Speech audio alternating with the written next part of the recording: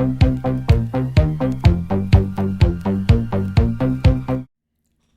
and gentlemen, boys and girls, this is Diego here with another fantastic video for you guys out there in YouTube land learning about K1 visas and green cards, 2-year green cards, 10-year green cards, etc. And it's not legal advice, and I'm not an immigration attorney, and I'm not giving work for USCIS, although maybe I should, right? Now, this video is what is the process for a K1 visa? What is the basic process? Well, number one, you got to be dating somebody for at least a year, right? You met somebody online, you met somebody while you were on vacation, you've been dating each other for about a year, you've made 2 trips and spent a lot of time with your beneficiary, Mr. American Citizen sponsor. You've got evidence of your plane tickets to go visit your beneficiary, your beautiful fiance.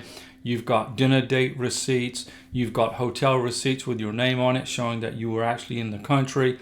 You've got visa stamps in your visa, in your passport, showing where you went. Like I dated my beautiful wife, Karina, from Venezuela. She was living in Colombia. We dated for over a year, but actually we dated for over 3 years. But it was after over a year of dating that I filed for the K1 visa. Flew to Bogota, Colombia, spent a long time with her, made 2 trips to Colombia, spent 5 months with her on the second trip, and I collected all the evidence and ready to prepare to file USCIS form I-129F, which is the application for the K1 visa. So after we dated for over a year, I went ahead and flew back to Florida, and then I put together the most current edition USCIS form I-129F, the most current edition. Use the most recent edition. If you file an expired form, everything will be sent back to you. Now, when I filed, I had to pay. I just paid for the K1 visa by check. But now, you have to use. I recommend you use form G1650 and have your payment taken directly out of your checking or savings account. You could use your credit card using form G1640. I don't recommend you paying with a credit card. The bank may not recognize the charge. Just pay straight out of your checking or savings account with form G1650. And also include form G1145, which means when immigration receive your K1 visa application, they will send you notification. They will send you a text message with a receipt number in the text message. Then after you mail, now you're going to mail your K1 visa right here to this address. This is where you're going to mail your K1 visa to. Use UPS, DHL, FedEx. Do not use the US postal system, and mail it to the correct address for the courier service. Okay? So far you've collected form G1650, G1145, and form I-129F. And now you've got over a year's worth of evidence ready to put in your application, and you're going to put all this evidence in plastic document protectors, and I'll show you what I used, okay? Now, this is what I recommend you do. You put all your evidence in plastic document protectors, and then buy a binder from Walmart or Office Depot and put everything in a binder. The more evidence you have showing your relationship and how it developed over the last year with your beneficiary, the better. Immigration are looking for a timeline of your relationship. This does not mean you just jump on a plane after meeting somebody on, I don't know, Filipino Cupid.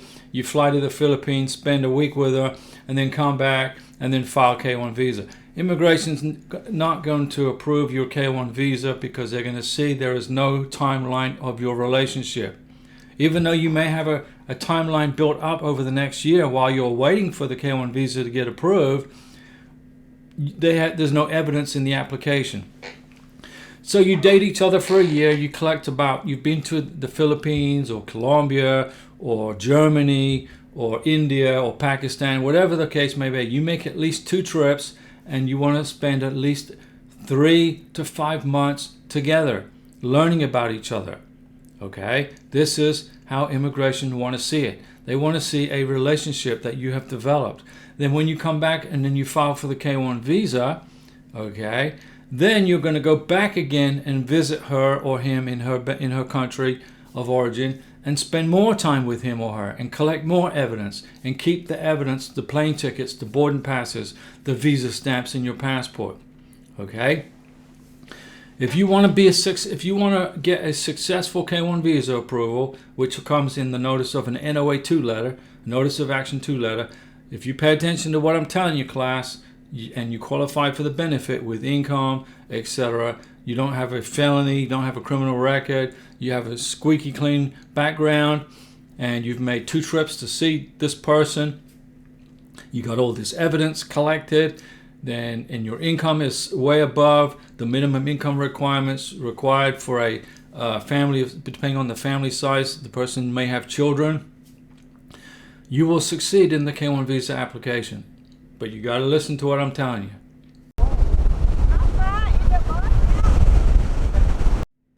So after dating each other for about a year, maybe 2 years, you have all this evidence collected. You've sent off your K1 visa application and you filled out the I-129F correctly. You didn't forget to sign and date the form. You didn't forget to include payment with the form G1650. You didn't forget to include a color blow-up copy of her biographic page of her passport or his passport, and your passport, Mr. American Citizen Sponsor, a color copy of the biographic page of your passport and your birth certificate or naturalization certificate. In order to qualify for a K1 visa, you must be a U.S. citizen. Green card holders cannot apply for K1 visas, only U.S. citizens. You've got so you got a copy of her passport, biographic page, her birth certificate, your birth certificate if you want to. You've proven U.S. citizenship with the passport, so you don't have to include a whole bunch of stuff. But if you're a naturalized American, include your naturalization certificate. And you've got pictures together. You've got probably 50 or 60 pictures together with her or him in his or her home country, with her friends, with her family. You may want to take a trip over a Christmas period, or for her birthday, or for a celebration of whatever event is happening in his or her country, and get pictures with family and friends. Immigration couldn't care less about selfies. I mean, they're easy to Photoshop, they're easy to manipulate. Selfies don't work. You gotta have group pictures with groups of people that know you are in a relationship together and that you're going to get married to each other. You gotta prove it. On the photographs, you want to put the date the picture was taken, where the picture was taken, and who are the people in the photos. It's going to be you, it's going to be your beneficiary, it's going to be her mom, it's going to be her dad, it's going to be her sister, or it's going to be her friends, etc., etc., etc.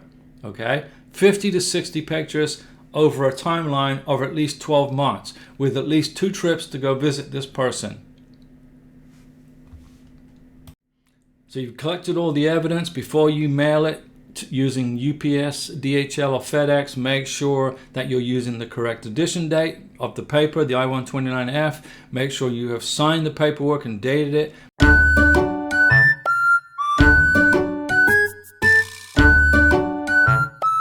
There are no spelling mistakes. You spelled your fiance's name correctly. You're going to include wedding plans in your K1 visa application. You should have wedding plans already in place. Okay, you can prove wedding plans. You don't have to have a wedding date set. Okay, you don't have to have a wedding date set, but you must have some form of plan in place that immigration can see. You can have emails back and forth to the church or the pastor, or even to the government office if you're going to get married in the courthouse.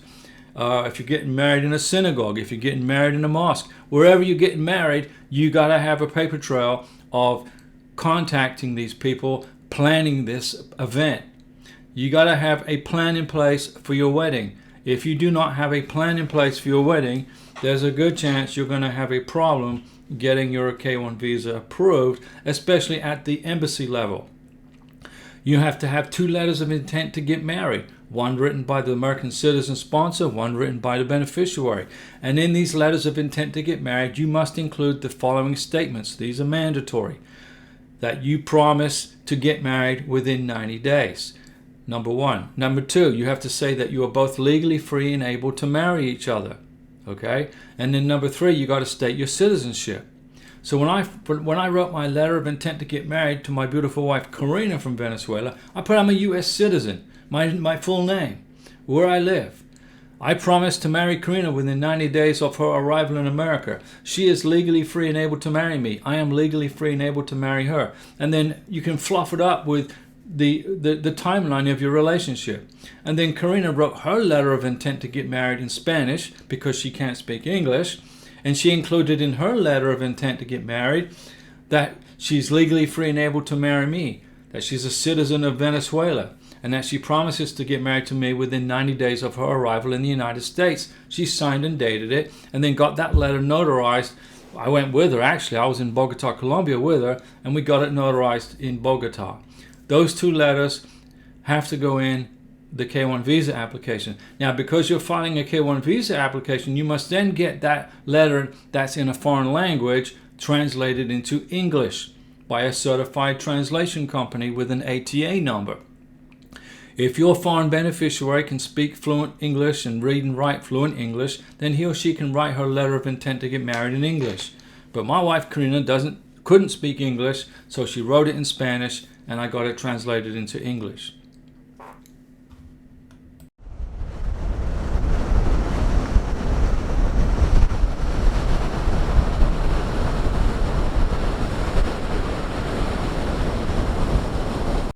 When you mail off your K-1 visa application, if you included the form G1145, you will get a notification via your cell phone in a text message of the receipt number. Most likely, your K-1 visa application will be forwarded from Louisville, Texas to California. Okay? Then, in about a week to 10 days after the immigration receive it, you'll get a letter, an NOA-1 letter saying they received your package. If you didn't make any mistakes in the paperwork, okay, you'll get the NOA-1 letter, and then they will take the money out of your checking or savings account to pay for this benefit. And then about 9 months later, after that NOA-1 letter, you're going to get an NOA-2 letter, Notice of Action 2 letter, saying that your K-1 visa has been approved, as long as you fill out the paperwork correctly and you qualify for the benefit, and you can prove with overwhelming evidence that you are in a real bona fide relationship with this person. Once you get the NOA-2 letter, then you're just going to wait for your K-1 visa application to be sent to the National Visa Center in New Hampshire, which could take 2 months, maybe a month to 2 months. Once the National Visa Center in New Hampshire get your K-1 visa application that's been approved by the Service Center, they will review it for any mistakes. If there's no errors or mistakes, they will then wait until the U.S. Embassy or Consulate gets free and then ship by diplomatic pouch the approved K-1 visa to the U.S. Embassy or Consulate in the beneficiary's country of origin, wherever it is you want to have the scary K-1 visa interview. Okay, and you put that information in the I-129F. Even though my wife now, Karina, she was from Venezuela, she was living in Colombia, I wrote in the I-129F that we want to have the visa interview at the U.S. Embassy in Bogota. Okay? Be patient during this entire process. And remember, it doesn't happen overnight. You got to be patient. Now remember also, the National Visa Center cannot approve or deny visas. So if there's any mistakes in your K-1 visa application that they didn't catch at the Service Center, the NVC will send it back to the Service Center for review. If everything's perfect, the National Visa Center will then wait for the embassy or the consulate to get freed up, and then they will send it on to that embassy or consulate, whether it's Mumbai, whether it's in Morocco, Cameroon, Colombia, wherever it may be.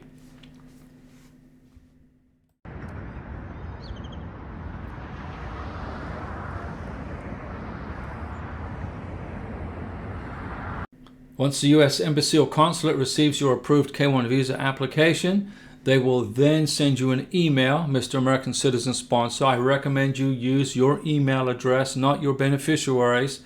American Citizen Sponsor, you must maintain control of this entire K-1 visa application. Keep your beneficiary as stress-free as possible. Use your phone number. Use your email address in the I-129F application, American Citizen Sponsor. The embassy will then email you a Packet 3, Packet 4 email with instructions on how to pay the consular fee, schedule the visa interview, what doctors you can use for the medical exam.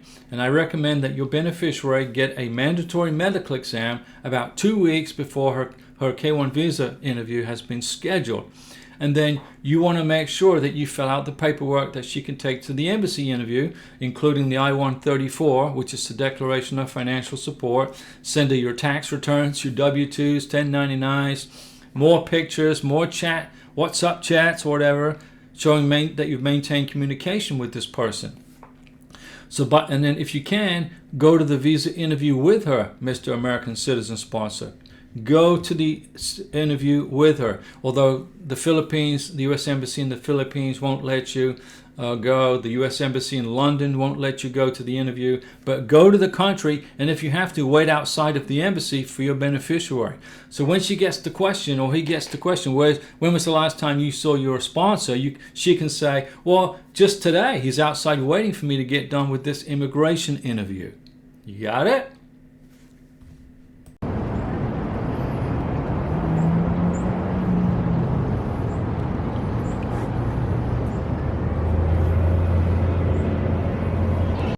Now, once you get done with the visa interview, it's going to take about 5 days, maybe 7 days, 10 days, somewhere in there before the K1 visa is embossed into the beneficiary's passport. And when you file for the consular interview, when you pay the consular fee, they're going to ask you on the website where you want to pick up your K1 visa at. So that's where you identify where you want to pick it up, and you're going to process all that paperwork through the U.S. travel docs. But you'll get an email explaining how to do that. So once you have picked up the passport, checked it for any spelling mistakes or typos, then I recommend that you accompany your beneficiary to the United States, whether you're going to land in Miami, San Francisco, Atlanta, Georgia, New York City, I don't care. Accompany your beneficiary through the Border Patrol checkpoint. That way you can accompany her or him through the U.S. citizenship line at the international arrival gate.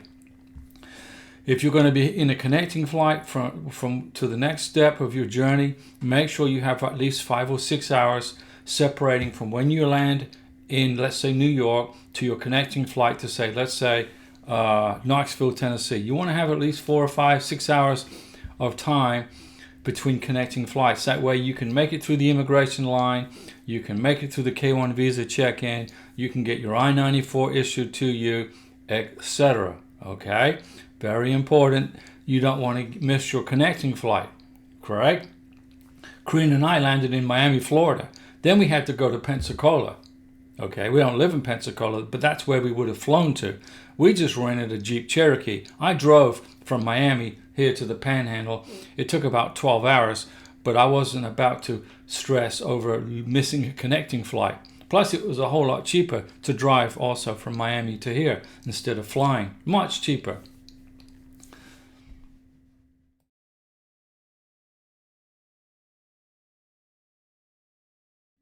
So you arrive in America, you make it through the K1 visa check-in, and you get home, you rest up. The first thing you want to do is print up about 5 or 6 copies of your I-94 form from the U.S. Border Patrol website. And then the next thing you want to do is get your Social Security card, go down to the Social Security office with your I-94, your passport, and K1 visa, get your Social Security card mailed to you. Now, if you're female, that's fine. It's going to come in on your maiden name. When you get your green card, you go back to the Social Security office and change the green card name to your married name. Very easy to do. And, then you want to start getting ready to process your adjustment of status. You want to file for your 2-year green card about 55, 60 days after you get married to give you time to get on the bank statements with the Social Security card and Social Security number, get on the bank statements, get on the utility bills and the title to the car, etc., and start collecting the evidence for your 2-year green card application. And that's another video. But this was the basic process for the application for the K1 visa. Thanks for watching the videos, ladies and gentlemen. Don't forget, join as a member. If you want to join as a member, you'll get my phone number, which means you can call me, text me. You'll get my email address. You can email me your entire application if you want. I'll go over it. But remember, it's not legal advice, but I have 13 years experience processing K1 visas. 13 years I've been doing this. I can do it in my sleep. I do a live stream Mondays, Wednesdays, and Saturdays at 6 p.m. Central Time. Sometimes I'll take a night off. And like I said, if you join up as a member, it's $9.99. And it's not because I want your money. It's not. I just need to know who's got the phone number and the email address which are tied to this YouTube channel. Okay, I gotta protect the channel. That's the only reason that I have to charge for the membership. All right.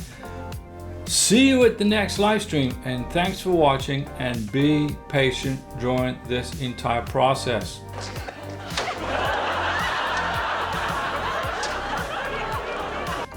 Be patient.